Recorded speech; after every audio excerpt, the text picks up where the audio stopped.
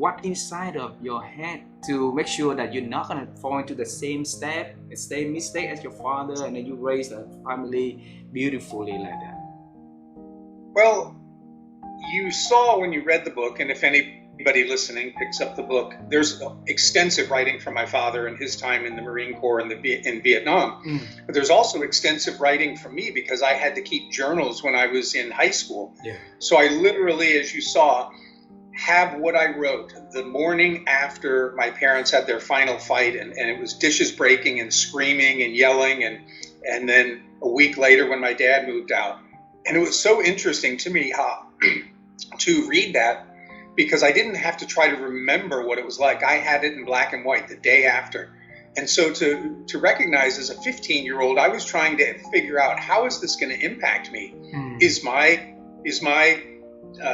dedication and discipline just going to go to hell because he's not around to make sure? And I wrote, that neither one of my parents by themselves could control me because they were too busy. But together, there was always one looking out when the other wasn't.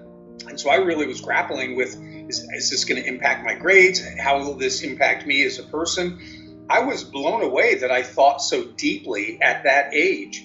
And I think whatever that character trait was or is carried throughout my life.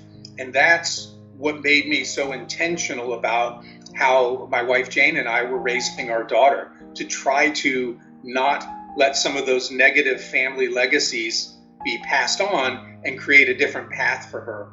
And I think we did a really good job. I think my daughter said, you know what? She goes, there's nothing I would ask you to change in how you raised me. And she goes, even if there were certain things you would have pressed harder on, like maybe grades in school, she goes, I don't think it would have made a difference because I just didn't enjoy school.